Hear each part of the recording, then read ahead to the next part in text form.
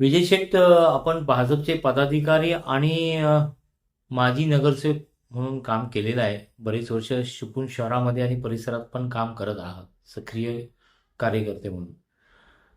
विधानसभा निवडणुकीचा शेवटचा टप्पा आहे आणि आपल्या महायुतीचा उमेदवार म्हणून शेखर निकम तुमची उभी आहे, उमेदवारी लढवत आहेत.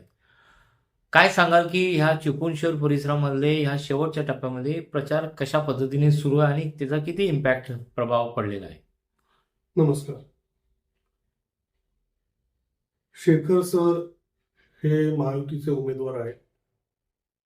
प्रचाराच्या पहिल्या टप्प्यात घरोघरी जाणं, पत्रकं वाटणं, संपूर्ण चिपळूण शहर महायुतीचे सर्व पदाधिकारी हे एकत्रितपणे फिरले. पण तुम्ही जर बघितलं असाल तर महायुतीची शहरातल्या ज्या ज्या भागातनं पत्रकं वाटण्याची जी फेरी निघाली, त्या फेरीत साधारण 100, 125, लोक हे कायम दिसत होते. आणि मग त्यात शिवसेना शिंदे गट असेल, अजित पवार गटांचे राष्ट्रवादीचे कार्यकर्ते असतील, भारतीय जनता पार्टीचे सर्व कार्यकर्ते असतील, हे अगदी तिन्ही पक्षांच्या महिला आघाडी आणि बेसिकचे सर्व कार्यकर्ते हे फार मोठ्या संख्येने सहभागी झालेले होते. मला तर असं वाटतं की यावेळेस भारतीय जनता पार्टीचा कार्यकर्ता हा खूप मोठ्या प्रमाणावर या प्रचारात आघाडी घेऊन बाहेर पडलेला दिसला. आता पहिल्या टप्प्यातला शहरातला पत्रकं वाटणं वगैरे हा प्रचार संपलेला आहे. आता प्रत्येक भागात छोट्या छोट्या बैठका घेण्याचं सत्र मोठ्या प्रमाणावर सुरू आहे. जवळजवळ दिवसाला रोज आम्ही 5-5, 6-6 बैठका छोट्या छोट्या घेतोय. त्यामध्येही सर्व पदाधिकारी एकजूटपणे एकत्र आहेत आणि महायुतीचं एक चांगलं वातावरण शहरात तयार झालेलं आहे. तर दुसऱ्या फेजची सुरुवात होत असताना काही ठिकाणी कॉर्नर सभा आयोजित केलेल्या आहेत, त्या सुरू होतील. स्लिपा वाटपांचं काम चालू आहे. बाहेर गावचा मतदार आणण्याचं काम चालू आहे. मतदार यादी फोडून त्याचं बायफर्गेशन करून कुठे मेहनत जास्त घ्यायला पाहिजे, कशा पद्धतीने घ्यायला पाहिजे, त्या पद्धतीचं एकत्रितपणे एका चांगल्या वातावरणात हेल्दी कॉम्पिटिशनने काम चालू आहे. मला एक सांगा की तुम्ही ज्या लोकांसमोर जाताय तर तुमचा जाहीरनामा किंवा घोषणापत्र झालेलेच आहे प्रसिद्ध, पण स्थानिक लेवलचे असे 1-2 मुद्दे सांगा की लोकांना ते तुम्ही जास्त चांगल्या पद्धतीने कन्व्हिन्स करताय किंवा लोक तुमचं ऐकतायत, असे काय मुद्दे तुम्ही घेऊन जाताय? मुळात शेखर सरांनी गेल्या 5 वर्षात केलेलं काम हे खूप बोलकं आहे. ते नगरपालिकेतही आम्ही जी आघाडी स्थापन केलेली होती आणि शेखर सर आमदार झाल्यानंतर शेखर सरांनी सांगितलं मला नगरपालिकेसाठी चांगल्या पद्धतीने निधी द्यायचा आहे, एखादं चांगलं काम लोकांच्या लक्षात राहण्यासारखं करायचंय. त्यावेळी आम्ही पहिल्या फटक्याला माप ते मुरादपूर ब्रिजची फाईल त्यांच्याकडे सोपवली आणि त्या प्रस्तावाचा पाठपुरावा हा शेखर सरांनी परिपूर्ण केला. जवळजवळ 20 कोटी रुपयाचा हा ब्रिज आता अंतिम टप्प्यात आहे, म्हणजे पूर्णत्वाकडे ते काम जाते. फार फास्ट ते काम झालं. आता गोळकोटच्या माणसाला बहादूर शेठकडे येण्यासाठी बाजारपेठेत येण्याची गरज भासणार नाही. तो माप मार्गे, महाराष्ट्र हायस्कूल मार्गे, मुरादपूर मार्गे मार्कंडीतनं डायरेक्ट बाहेर पडू शकतो आणि हे खूप मोठी सुविधा आहे. चिपळूण शहराची पाणी योजना, या पाणी योजनेत नगरपालिकेतले नगरसेवक नगराध्यक्ष सुरेखा खेराडे असतील, मी असेल, ही जुन्या काळात योजना पहिल्यांदा या योजनेला वाचा मी स्वतः फोडली होती. त्याच्यानंतर माननीय रवींद्र चव्हाण साहेबांच्या माध्यमातून आम्ही प्रयत्न केले. पालकमंत्री उदय सामंतांनी त्याला पाठिंबा दिला. शेखर सरांनी मंत्रालयातला पाठपुरावा फार मोठ्या प्रमाणावर केला. या सगळ्याचा परिणाम म्हणजे 155 कोटी रुपयाची पाणी योजना या शहराची सँक्शन झाली. तिचं टेंडरिंग झालं आणि वर्क ऑर्डरही देऊन झालेली आहे. येत्या काळात फार मोठ्या प्रमाणावर हे काम होईल.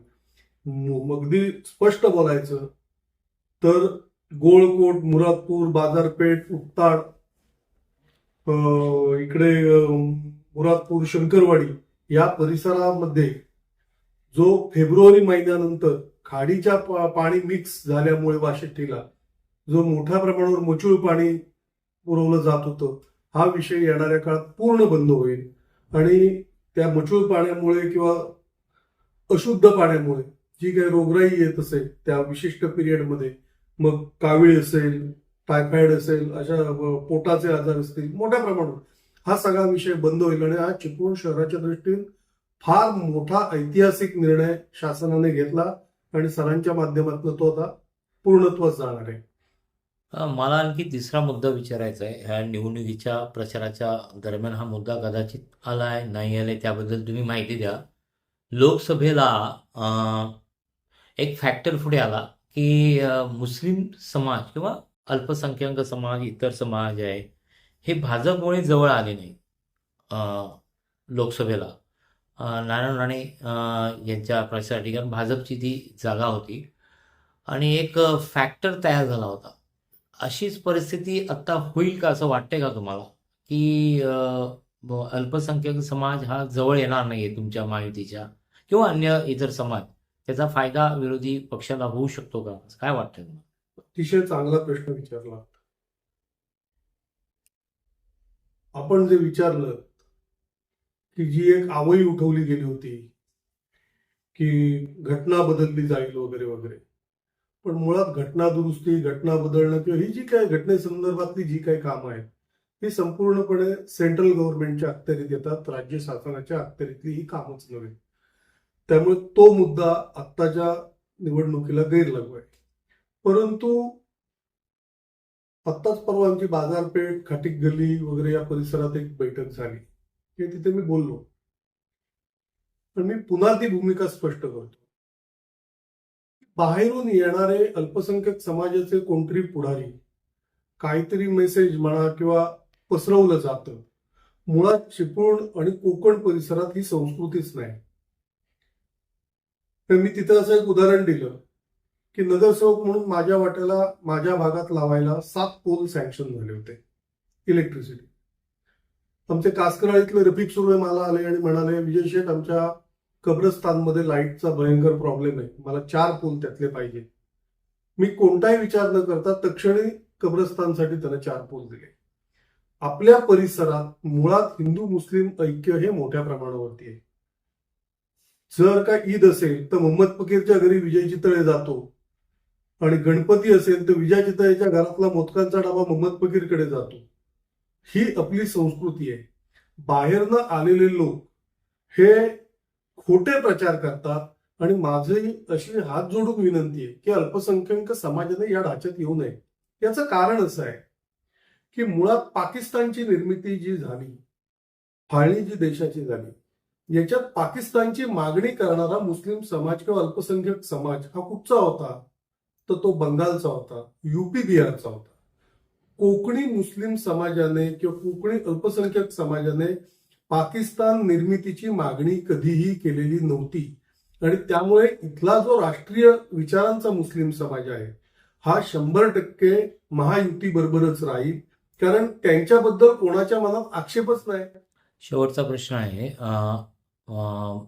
आपले खासदार, महायुतीचे खासदार रत्नागिरी सिंधुदुर्ग जिल्ह्याचे नारायण राणे यांची एक सभा झाली आणि सभेला महायुतीचे सगळे पदाधिकारी, कार्यकर्ता उपस्थित होते.